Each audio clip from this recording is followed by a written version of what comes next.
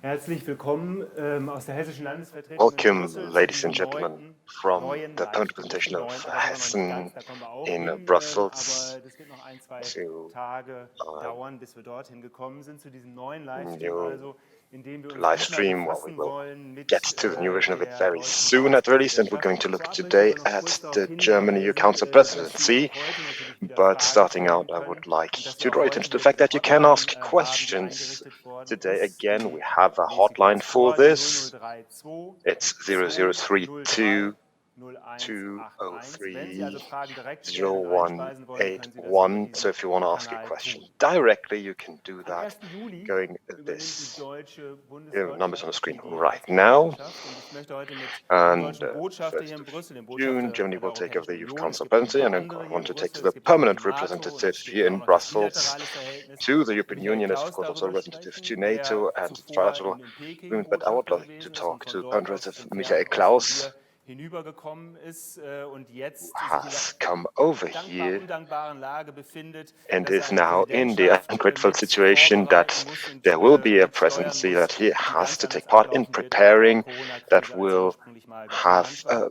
Wir development haben that will wieder go on 40 very Minuten differently Zeit from what knapp, was um darüber zu planned. We reden, have was das konkret bedeutet für das less Arbeiten, than an was es hour bedeutet to für die talk Themen about und was es this, auch what mit this will anderen mean for our Schwierigkeiten gibt in der work, for the Corona-Krise. Bevor wir topics, and all the einsteigen, that is möchte ich Ihnen noch coming kurz nach with the Wiesbaden coronavirus. zurückgeben und But Frau before we Puttrich die start, I would Gelegenheit like zu geben, das to, Grußwort zu sprechen. to pass over to Wiesbaden to give Minister Puttrich the possibility to speak her opening words. Herzlich willkommen, sehr geehrte Damen und Herren. Es freut mich, dass Ladies and gentlemen, it's my great pleasure to welcome you to our 8th digital event. Today we're looking at the German EU Council Presidency. It will certainly be different than what was planned. This has, after all, been planned for years, more intensely in the last months, but many things will be very different from what was planned. Permanent Representative Michael Klaus will certainly be able to enlighten us about this. Core topics will certainly be the Brexit, the multi-annual financial framework, and funding possibilities that the EU can provide. And essentially, this presidency will, of course, be dealing with the coronavirus. How to overcome it, how to handle it, how to solve the problems that arise with it will certainly be one of its core topics. But it will be a lot harder to organize a EU Council presidency because you cannot have events in the same way. You cannot meet in the same way. You have to do video calls, video conferences. There will be less events in general, and more possibilities at the same. It will be different on a thematic level, and there will be different level of negotiations. Thank you very much for coming. There will be a very practical aspect. I would like to start with this because it's not very important. It's quite important as well. During the German Council presidency, we will certainly have, you can see that the lockdown has been eased up, has loosened a little, that we will. It seems highly unlikely we get to normal in a short time frame. Could you maybe start what the practical consequences would be that you cannot have the normal meetings and events for a member state in the member state or in Brussels? You are right, Mr. Kafsack. It will be completely different from what we had planned. I start with Brussels. The strongest limit will be that we can work at 30%. Why? It depends on the fact that we have social distancing. It's 2 meters in between us, and this has to be in all our offices, and we only have a limited number of rooms. We will not have a lot of personal direct meetings. This is already a first limit. Then we have the politicians that come from the different member states. and capitals. This might be in summer, it might even take longer if we can approach this. This means that we have to do video conferencing, and our experience is showing that our video conference, so where we do not know who is listening, where people sometimes get kicked out, this is like 20% of what you get in a physical meeting. And this will be like this. This means you don't think that necessarily there will physical meanings. Also, what Mr. Neumann asked, we do not know, and we do not know if there will be a second wave of the coronavirus. I guess it will be in summer, maybe even in autumn, and it also depends on the fact if the ministers are available and want to come. The last meeting here we had for the ministers of internal affairs from 27 only 4 arrived, and if you say 20% is sufficient, how can you fix that? How do you mean it's because you can't communicate in front of a video cam like personally, and you don't have the possibility to have like bilaterals? Exactly what you said. In a meeting, we have an official position, you talk, but then you go in different small groups and you try to get a deal. And if everybody is there, you can talk and agree upon things, and there you have results. And it's much more difficult if you can't have a physically meeting. And you say every now and then somebody is being kicked out from the video conference. Is it that even on the highest level it's still as difficult as here? Yes, we have the very same problems. It starts with the fact that all this is not really interactive. You very often have somebody reading out the position, but there is no exchange, and you do not really know who is listening. You might remember in the last European video conference of the heads of state and government, there were also people who shouldn't be there. It's not confidential, you can't control that. And then we have technical problems. Somebody is kicked out, somebody is opening the microphone, and you're listening while he is drinking his coffee. There's a lot to do. We are already happy if we only hear somebody sipping his coffee during the conference. But if you say you do not know who is listening, do you think that Chinese American might be listening too? I do not know. We can't exclude it. It might also be journalists.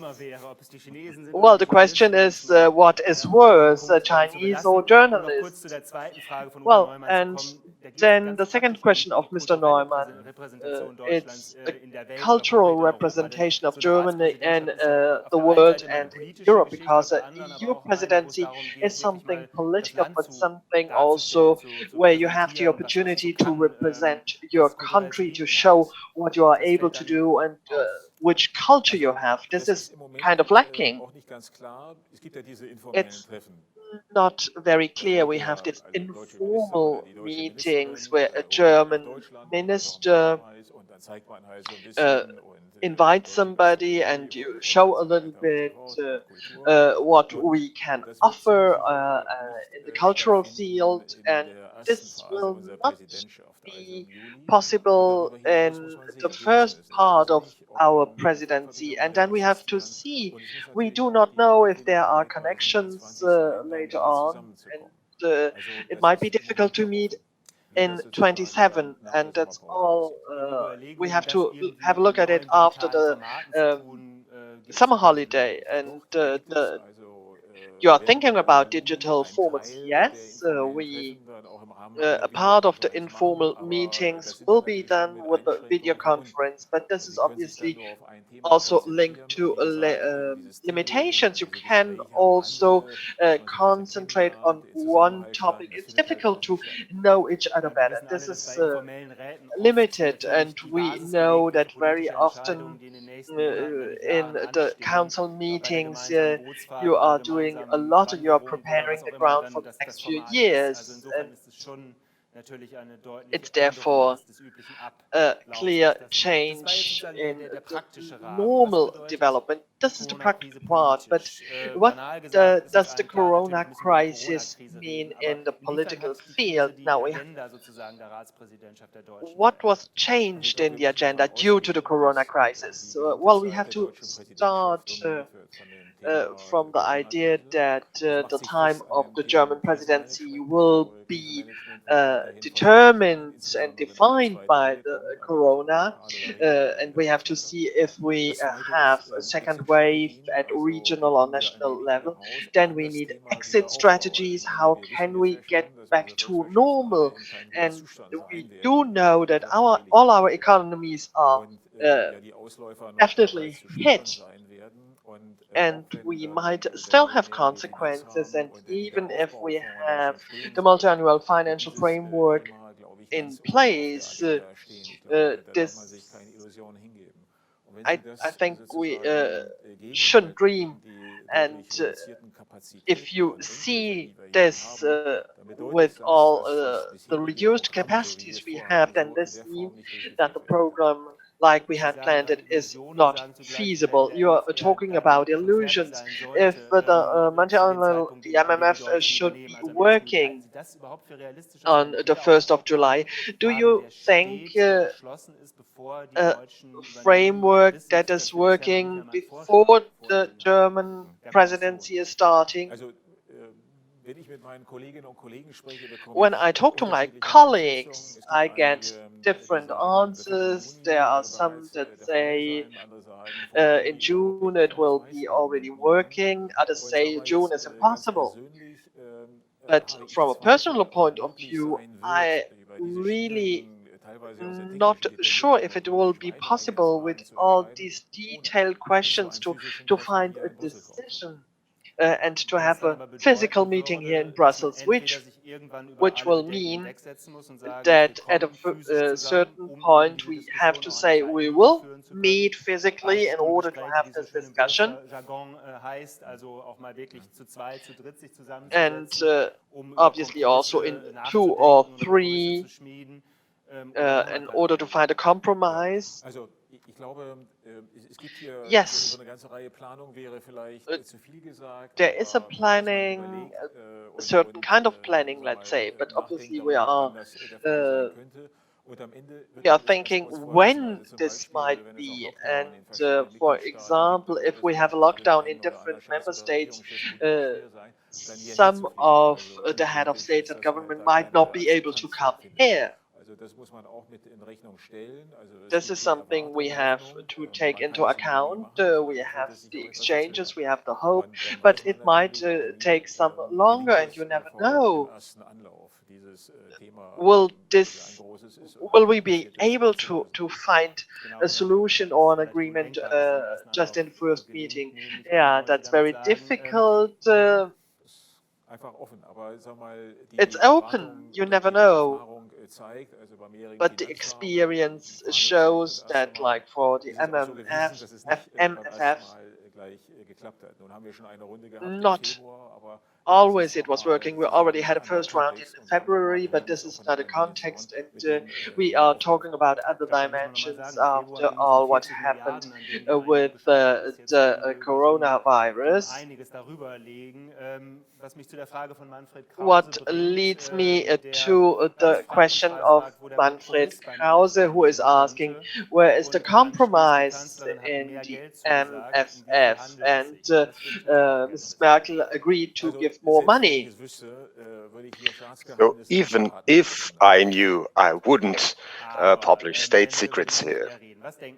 So, but if we talk about multi-annual financial framework, where could a compromise be found? What level would it be? Do we end up having in a situation where we have a slightly higher budget in the MFF for the coming years, or do we take up credits on the market and distribute it through the European Union? Because it will make a difference to German taxpayers if what way we opt for.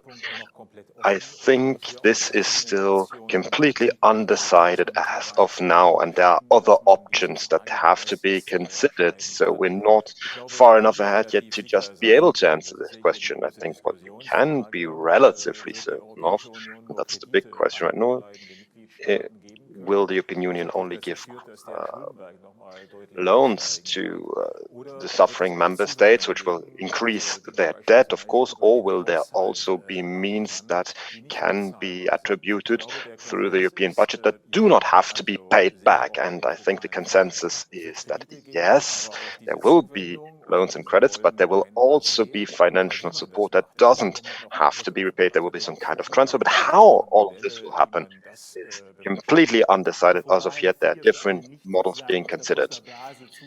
So for all of those that are not part of the Brussels bubble, there are the member states, the Netherlands, Denmark, and Austria, those who like to concentrate on saving, on spending as little as possible. Germany is not really part of that group, even if you can associate it a little bit. It would not be completely wrong, but they're not quite like that. But just to go back to the previous question, Ms. Merkel has promised more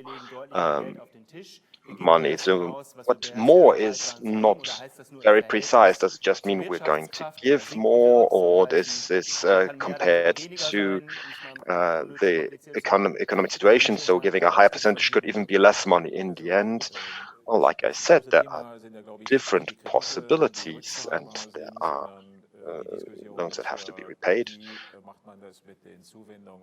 But the more interesting question is, how can transfers be handled? How can financial support be handled? Taking on more debt is a possibility, but I think that not having to repay is, of course, what the southern member states would favor, and there's one position, and the other is to go through. So there's the opposition of having loans that have to be repaid, or the other option of transferring directly from the budget, so that a higher part of the budget will be invested there. And then there are other scenarios. I don't want to go into too much detail there, that go more towards one or the other direction, but they're somewhere in the middle. But we're currently looking at more options that are being talked about, that are being discussed, but no clear line has as of yet been defined. I see that we won't get any more out of you on this, and how much will be sent to Brussels in 2021. We will not learn from you today or in the following weeks. But let's get to our next topic. We have a question from Roswitha Münz. Has a question about Brexit. That is certainly going to be keeping us busy during the German presidency. And she simply asks what will happen with the negotiations if the UK is not willing to ask for an extension of negotiation times, because we were already skeptical of being able to move forward enough with the time frame without any of the consideration. Well, so negotiations have started, but I don't think I go too far in saying that this is just reinforcing of our position and feeling each other out. So I give you this, I can get that. So we're quite far away from results, from real intense negotiations. That is the next phase to come. And if the UK would ask for an extension of the interim phase, I think if this question would be asked of the European Union, we wouldn't say no. But on the other hand, we are not the one asking for an extension. And if there is a limited time frame, we will need a result given the timeline for it to be able to ratify. Will be needed. We'll have a deadline of October, and that of course leaves us a very short timeline, so we have to look at priorities in our negotiation. We will maybe not have a treaty that covers absolutely every part of the UK-EU relationship, but we'll concentrate on core elements. But even on that, we would have to agree which are the priorities, and this is also would require an agreement amongst the 27 member states, which is also not obvious. Do you believe we will manage to do this? I think it's possible. It's possible if the UK proves realistic enough in its approach and shows the necessary flexibility in order to reach an agreement. So far, they have been adamant on their position, insisting on national sovereignty, and we need more. So at least I believe the flexibility on their part to reach results, which implies a change in the way of thinking, because if we do not get a result by the end of the year, there are people who say, well, tough luck, that'll just be like that without any agreement. Well, this is of course partially rhetoric, that's part of negotiations in general, that both sides know this, that you have to put yourself in a certain position, that look at how you, and this will become more clear in autumn if this flexibility that we need for an agreement will be there or not. So currently we have a round of negotiations that will end tomorrow. Barnier will give a report and say that there's constructive talks without results so far probably, and this will probably continue until the end of June, and then it'll get interesting. Yes, I believe that's how this negotiation will normally go, and we will have to move forward very quickly. We will see very quickly after that what will work and what won't. So let's change topics and look towards China. We have a question Henrik Riedmann asked over a hotline about the China summit that was supposed to happen in Leipzig, but will be a digital summit. As far as health policy is concerned, will this be what should be discussed? What should be put on the agenda for this summit with China? First of all, I'm not sure if this will take place physically or digitally. I am not currently informed of this. Of course, many events are somewhat paused, but the big core topics are our investment treaty between the European Union and China, with the expectation that we will get better access conditions to the Chinese markets for European companies, of course, the environment and climate cooperation, and the topic of cooperation in Africa. And I wouldn't be surprised if health and health policy will also be put on the agenda. But you know how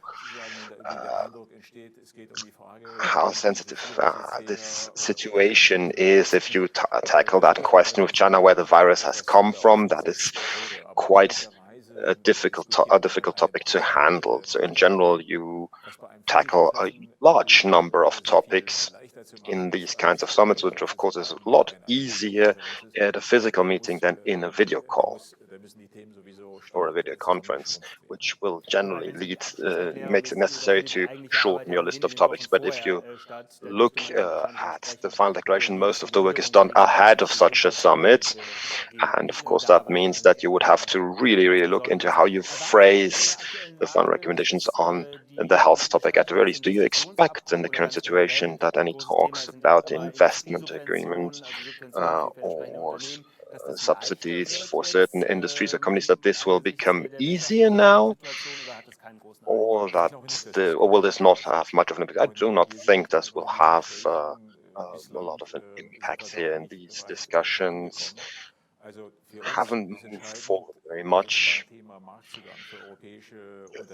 What is very important for us is that there is a lot of progress in our access to the Chinese market. Otherwise, an investment agreement or treaty makes no sense for us. And we can't see much movement in this right now. And as we are talking about China, there is the discussion about delivery, about too strong dependency on China. There are announcements. Probably Apple wants to go from China to India. Do you think that there will be a new alignment and China might suffer? It's not so easy to have a whole chain and put it to another place. And you might also try to do something as far as certain goods are concerned, but you have then disentanglement. This is more the discussion in the US, or one of the discussions they are leading now in the US. And I guess we are not interested in Europe. We have to see if there are certain points, okay, where we say this crisis is something we should learn from,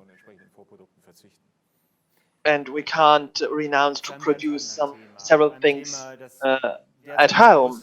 Another topic that is the so-called elephant in the room, also in discussions for the so-called reconstruction. The decision of the highest court in Germany, and he is asking the decision that has been taken by the court is coming not at a good moment. Is this a kind of escalation? And what would this escalation be? I was afraid this question will be asked, and I can't obviously comment the decision. I received a lot of questions from my colleagues that asked, what does this mean? And will this have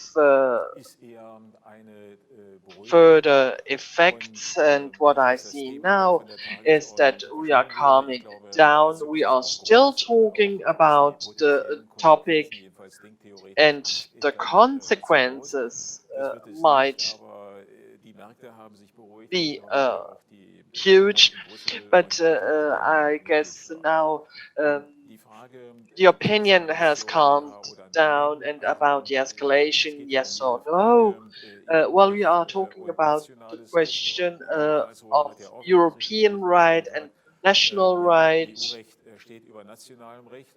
and they said the European law is over the national law. But it seems that the European Union was acting outside of the limits, and there we have differences in view that we have since decades. I see that nobody wants to go really in a huge escalation, which would mean that the whole discussion we had are part of the escalation, and that you decided to leave things like they are.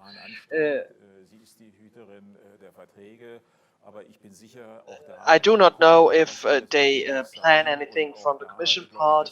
Anyhow,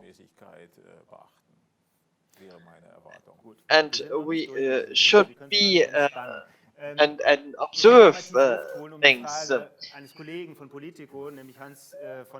We have a question from a colleague from Politico, and the question is quite long. Chancellor Merkel said, as a reaction on the decision of the Federal Court, talked about a major economic integration, and she was talking also about a political union. Do we see a new direction in Germany, or did the Corona crisis lead to a different approach? Because, and will this already be a part of the European presidency? I will not try to interpret what Mrs. Merkel said, but we know the debate on the political union, and we had this already before we introduced the Eurozone, and we know that at the end even France was okay with that. And for many, they are afraid that the idea behind is that if the zone has to function, then you need to add a political union. What is a political union? In Germany, does this mean that very often we say you are reliable, you take over the responsibility, and does have to be in one hand. And you can't allow people to take over loans and loans and loans, and we should also influence how to spend that money. Even at the fiscal part, there should be a further step, and I don't want to say that this is exactly what Mrs. Merkel said, because it means also that you have to reflect in your responsibility.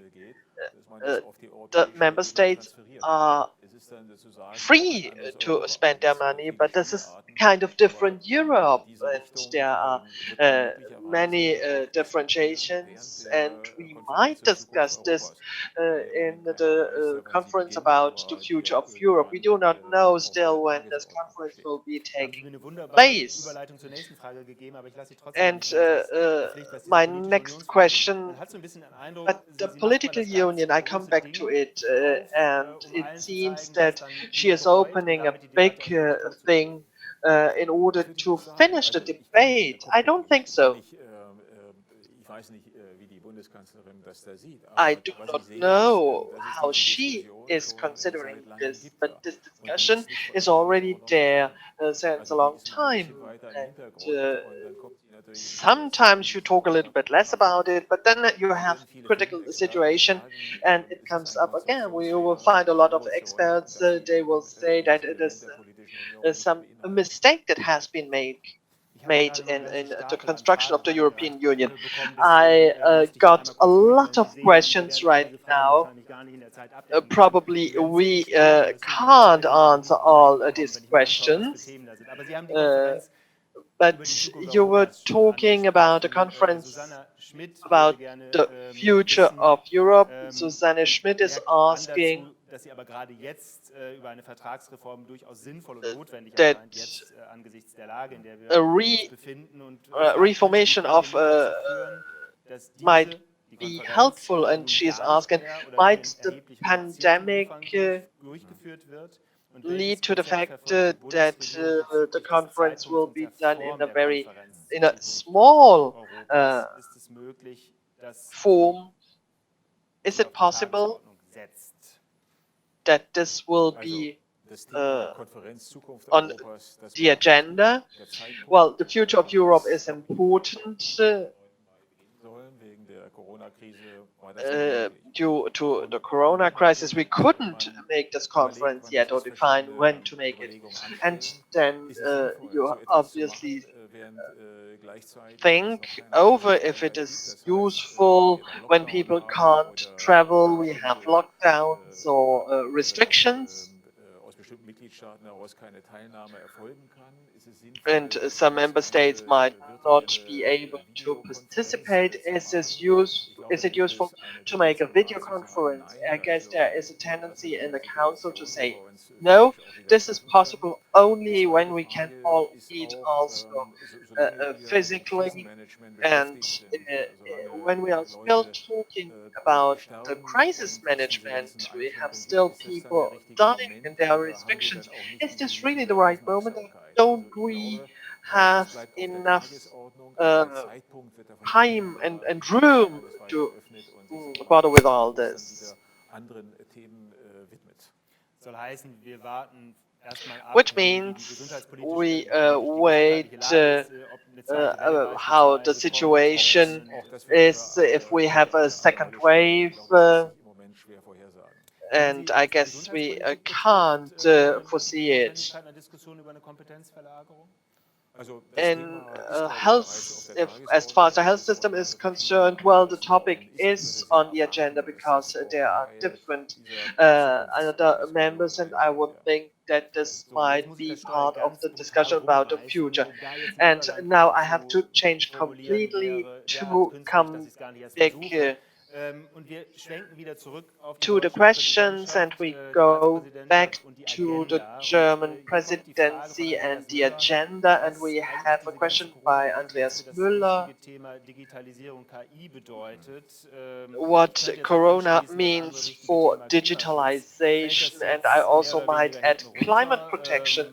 Is this like not as important right now? Do we take a break?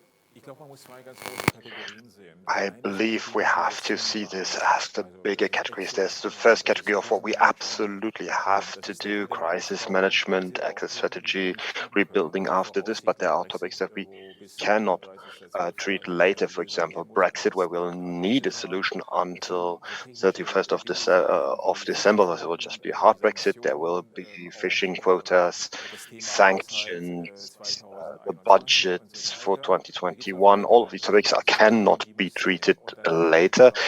There are some others, of course. And then we will have all of the aspects where capacity is limited, and then we have to sort topics by priority. How many of those can be treated? There is the Green Deal, there is migration, there is digitization. All of these are part of that. How far along we will be able to get in this, I cannot say yet. And of course, there will be overlap. For example, if we talk about rebuilding, digitization and artificial intelligence will play a part. And if we look further into the Green Deal, there will also be elements of this. For example, if there's funding provided, it will be linked, or at least have to be compatible with the Green Deal, or won't it? Now, that's something that will have to be decided. I'm tending towards yes, but how much of what was originally planned will be able to be implemented is, of course, not clear yet. So, as you already said in your originally, with the reduced capacity, this of course means that there will just be able to have less discussion in general. That's not surprising. Yeah, we will not be able to implement what we planned to 100%. No. The question why we simply don't rent additional rooms if we have the limitations that you've described, because there are enough conference centers in Brussels that would be happy to have clients right now. This is a question we have discussed with the Secretary General of the Council, but we have to maintain our ability to work. So people have to stay healthy. So we have a very rigid system in the Council. Everywhere you go, there are people that are making sure that distance is respected, that there's no more than 2 people in the elevator. And if I'm standing close to 3 or 4 colleagues, somebody will walk up with a paper sign that shows, please respect distancing.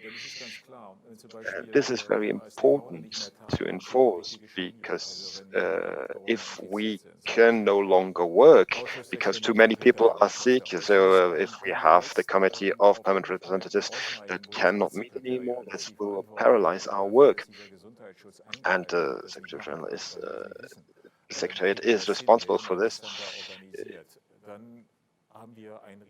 And we will have a huge problem if we cannot keep on working. So if we get the virus into the Council, that would be very, very bad. So we've been managing this fairly successful until now.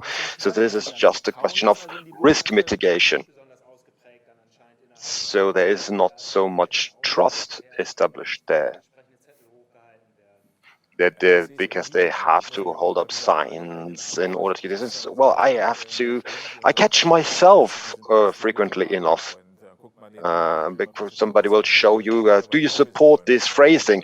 And you look at the paper being shown to you. Someone else will walk up and also wants to look at the paper, and bam, you have three people standing close together. So we just have to be reminded, and that's the way it should be.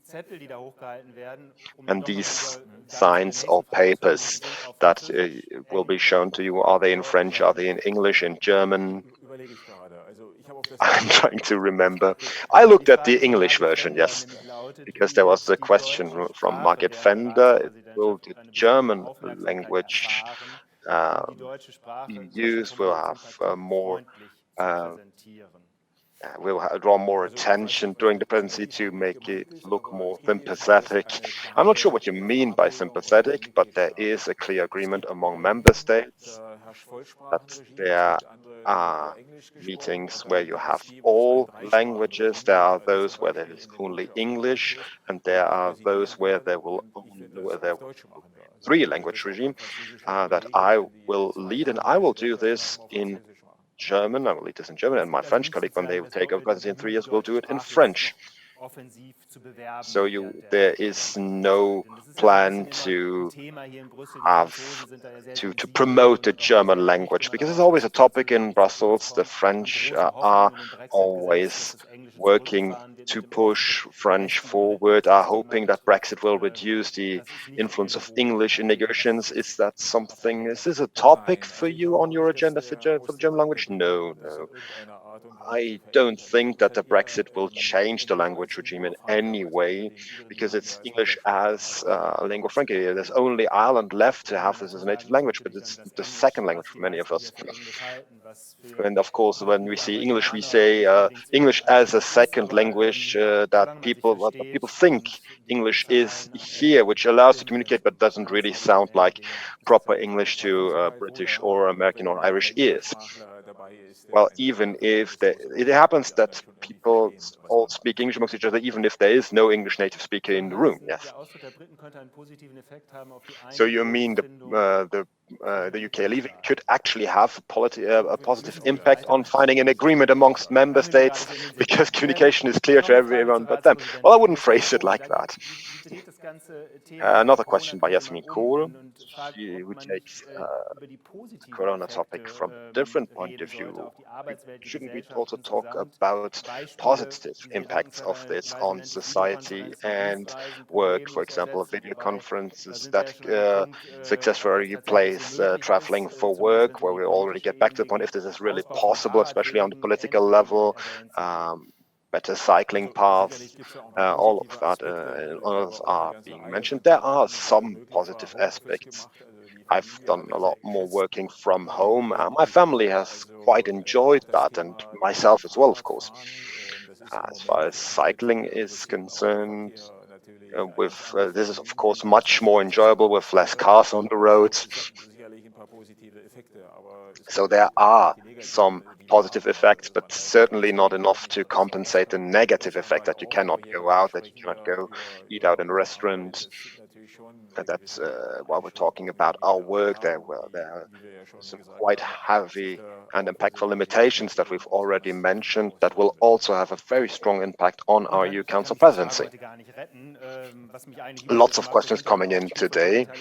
If we go, so many questions that I may not even be necessary while we're talking about this. Marvin Nacker is asking, getting back to the agenda and the Green Deal, does the German government plan to push this topic forward as planned, or do you expect resistance to your Green Deal efforts, especially linked to the Corona situation, COVID situation, where especially looking towards Eastern Europe, Poland and the Czech Republic, where there were some statements that given the economic crisis, climate protection should maybe be considered less of a priority? Well, the topic of the Green Deal is a very broad topic, and we've looked into many aspects of it that they will be just interwoven with other topics.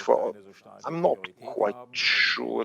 I mean, some topics will be treated as less of a priority, but I guess this question is mostly linked if we will have new goals in Council for 2030. That's not something that the EU presidency will decide, Council presidency will decide, but this is really for Charles Michel. President of the European Council.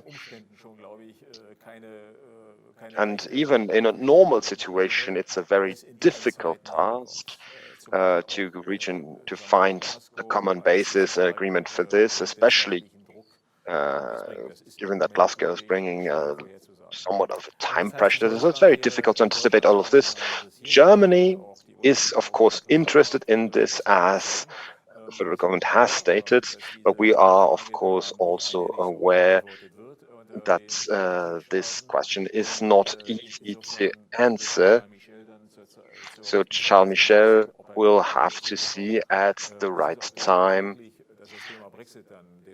And of course, the topic of the Brexit could become the topic that will be the most urgent topic in our discussions.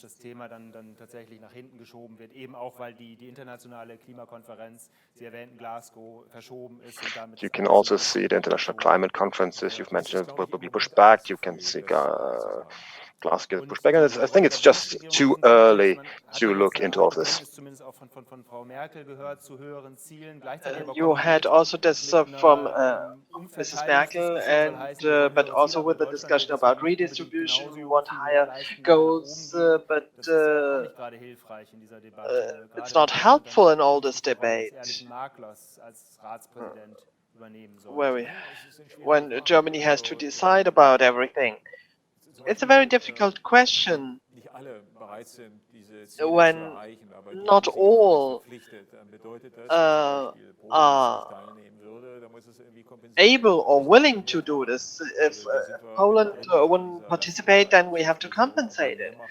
And we have to divide the burden. And that's what I said. These are very complex, difficult questions. And you will see, you can't foresee how things will go in October, if this will be on the agenda or if we will postpone it. It's really too early to say. Just a very last question, as you are speaking about difficult questions. Patricia Schlimbach is asking what ETS on the transport on the sea. This is a too concrete question. I can't answer this right now. And I forgive you, and I see how many topics we have touched upon, and this gave us an insight in the framework for this EU presidency, which will be unique, especially right now as far as the Coronacrisis is concerned. And I will say at 11 on Monday, we have Scanbleier in order to talk about digitalization. Please come back, ask questions. It worked perfectly today. And now just grab a coffee, glass of water. And it's too early to close the day, but just do something different. Thank you very much for being here.